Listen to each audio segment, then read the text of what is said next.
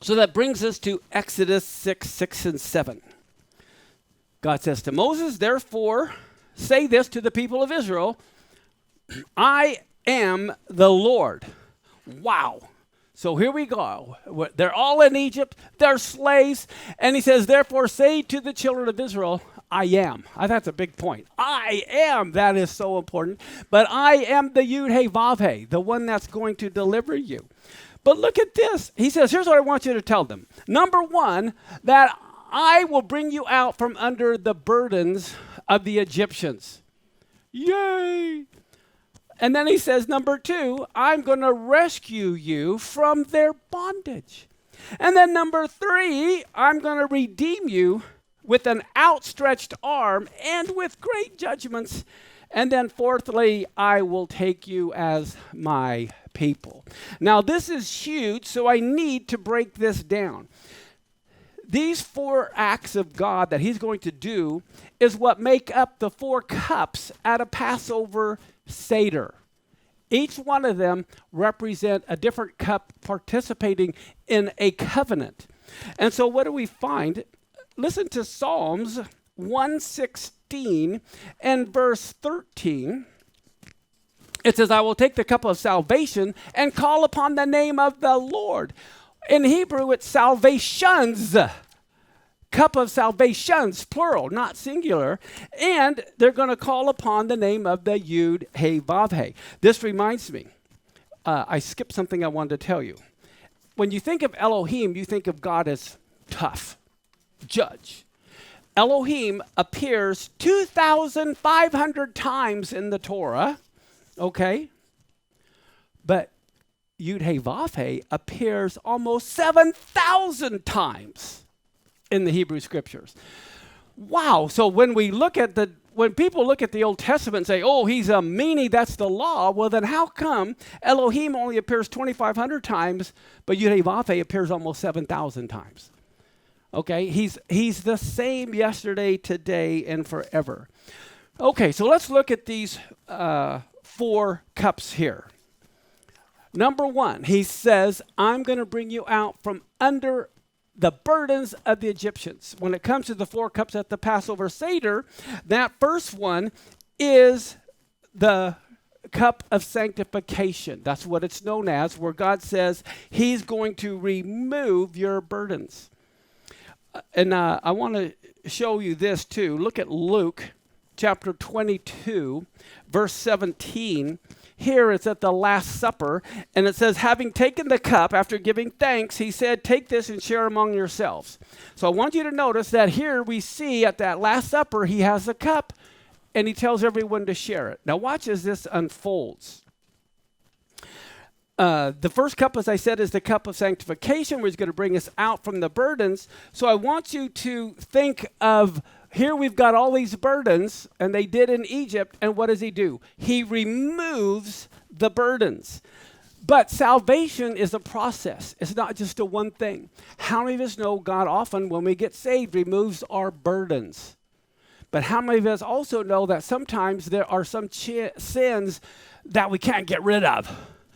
We're still in bondage, even though the heavy load's been lifted.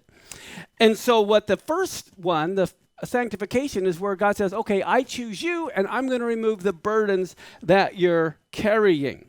This is why in Romans 5:8, it says God demonstrated his love for us, and that while we were yet sinners or wrongdoers, that's when the Anointed One died for us. And so a lot of people say, well, I need to clean myself up first before I come to God. I'm sorry, it doesn't work that way because you can't clean it. You can't clean it. That's like someone thinking they can pull themselves out of the ditch.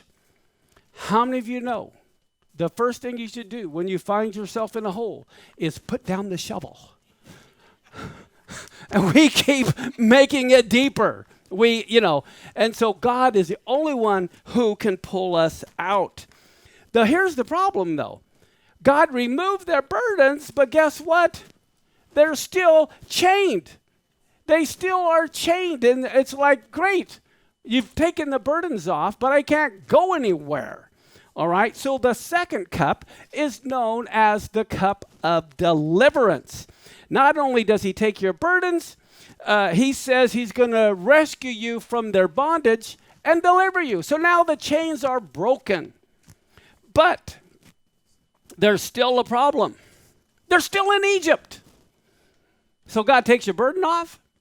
He'll break your chains, but they were still in Egypt. This is why he wants to get rid you of their bondage. Now, how many of you know we can't serve two masters? We can't. That's why Romans 6:16 says, do you not recognize that if you offer yourselves to anyone as slave labor, you're obligated to serve as a slave for the one to whom you've submitted yourself to obey, either for wrongdoing, which leads to death, or for obedience to God, which leads to a life of righteousness.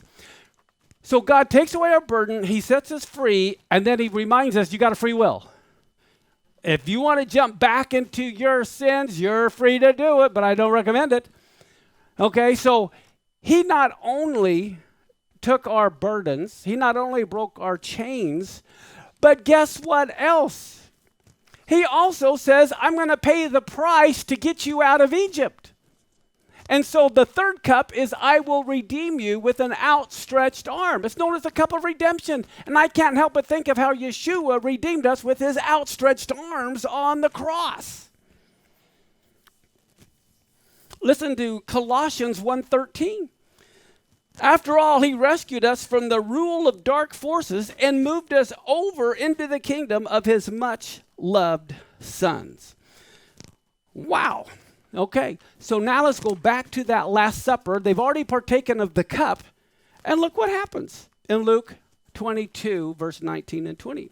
He took bread and he gave thanks and he broke it and gave it to them, saying, this is my body which is given for you. Do this in remembrance of me. Likewise also the cup after supper. So there's more than one cup. We see he had one cup at the beginning, and now they're emphasizing the third cup. Well, guess what? The third cup is the cup of redemption and a Passover Seder. That before the meal, they break the afikomen, and they hide part of the afikomen. And at the cup of redemption is when that afikomen is found and is brought back out. Isn't that amazing? The matzah is pierced, wrapped in linen, buried away and hidden, and at the cup of redemption during the Passover Seder, ta-da, it's alive again, it's back. This is the cup of redemption.